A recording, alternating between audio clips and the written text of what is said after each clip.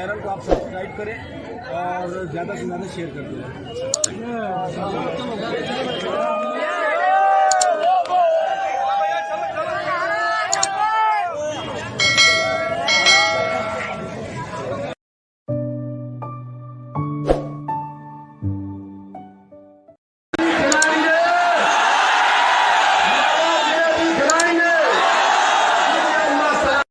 Sir, आज के इजलास की खास बात क्या रही, कुछ बता सकते हैं?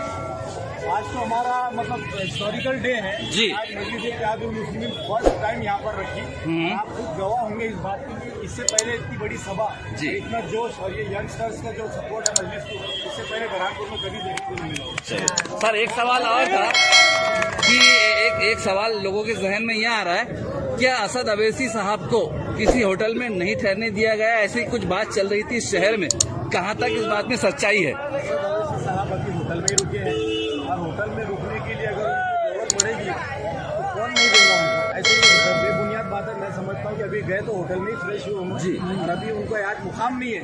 मुकाम होता, अगर ऐसा होता, अगर वो होटल नहीं मिलती, जब बात की मुकाम ही नहीं है, अगर जगह नहीं मिलेगी तो बुरहानपुर के दिलों में जगह बनाए।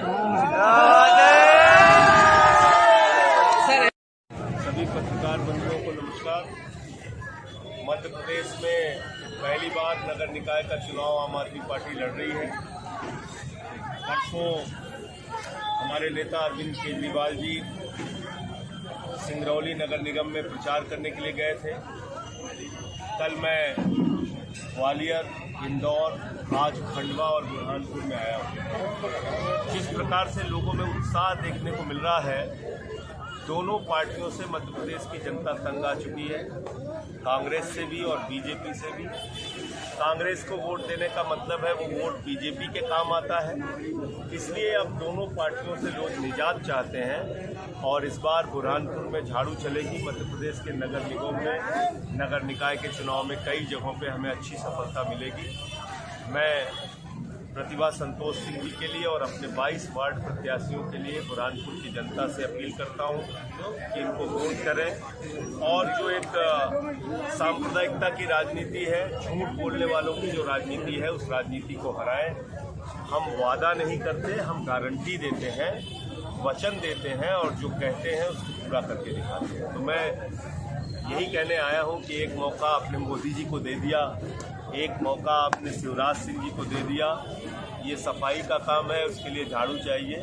ये मौका तीसरे काम में नगर निकाय में हमें दे दिया। सर, मैं महाराष्ट्र से एक सवाल करना चाहता हूं आपसे कि आने वाले वक्त में महाराष्ट्र में भी नगर निगम के चुनाव है, तो क्या आम आदमी पार्टी वहां से भी चुनाव लड़ सकती है? मुंबई का चुनाव लड़ रही है आम आदमी पार्टी। जी, उसके अलावा बहुत सारे ऐसे जिले जैसे पुणे है, अकोला है, अमरावती है, नागपुर है, बुल्ढाना जिला है। अभी तो जो मुझे जानकारी है वो मुंबई के बारे में तो है, लेकिन मुझे लगता है कि सारी जगहों पे शायद पार्टी लड़ने का फैसला है। जी, थैंक यू सर। ये एक आपके लिए आम आदमी पार्टी टिकट तो टिकट वरना बिना टिकट, ये वो जननायक है। फिलहाल मैं मध्य प्रदेश के बुरहानपुर शहर में हूँ और ये वो जननायक है जिनका नाम शिव कुमार जी है।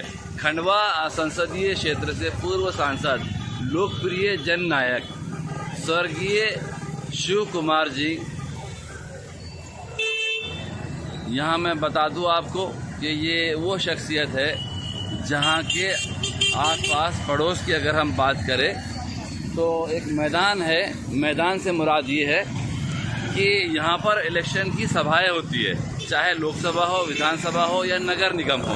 फिलहाल आप देख रहे हैं कि मैं बुरहानपुर शहर में हूँ और यहाँ पर पूरा जो है तो इलेक्शन कैंपेन प्रचार प्रसार माध्यम थम चुका है। यहाँ इस बोर्ड की अगर हम बात करते हैं तो ये बोर्ड पिछली कुछ सभाओं में शायद फाड़े भी गए थे, लेकिन इस बार खुद अपनी अपनी पार्टियों ने यहाँ से बोर्ड हटवा लिए है, क्योंकि इलेक्शन कमीशन की आदेश है कि 24 या 48 घंटे पहले सब निकाल दिया जाए। तो मैं वही बता रहा था कि झूठ की बुनियाद पर सियासत कैसे रंग लाती है या फिर कैसे अपने रंग दिखाती है, वो आने वाला आपको समय दिखाएगा। फिलहाल मैं बता दूं कि पिछली बार MIM की भी यहाँ पर एक सभा हुई थी, जहाँ पर मुसलमानों के इर्द गिर्द जो है तो सियासत घूम रही थी। उसके बाद मेरे देखने में आया कि आम आदमी पार्टी की भी यहाँ पर एक सभा हुई है, जिसमें जो सिंह साहब है, सिंह साहब का नाम पता है किसकी सभा हुई है यहाँ पर कल या परसों? हाँ, आम आदमी पार्टी की। सब आप उनका नाम बता सकते हैं जिनकी सभा हुई थी? संजय सिंह जी। हाँ, संजय सिंह जी। तो देखिए, संजय सिंह जी का भी मैंने यहाँ पर भाषण सुना है, उनकी स्पीच सुनी है, बहुत अच्छी उन्होंने बातचीत बताई है। लेकिन मैं उस नतीजे पर पहुँच रहा हूँ कि घूम फिर कर मुसलमानों के अलावा, अक़लियतों के अलावा इनके पास में कोई मुद्दा है ही नहीं। इन्होंने जब गिनवाने की बात कही तो ये गिनाया कि मुसलमानों को क्या तकलीफ़ है, मुसलमानों को क्या प्रॉब्लम्स है, मुसलमानों पे क्या बीत रही है, मुसलमानों से क्यों नफरत है। भाई साहब, आप भी तो एक कहीं ना कहीं कुछ ना कुछ बोल रहे हैं, आप भी तो ज़रा हट के बात कीजिए। सवाल यही है, कब तक इस झूठ की बुनियाद, अजीब व गरीब सिलसिले ये चलते रहेंगे और इसी बुनियाद पर लोग शायद वोट देते रहेंगे, क्योंकि आवाम को, जनता को जो परोसा जा रहा है तो जाहिर सी बात है वही उनके खाने में आ रहा है। तो चलिए मैं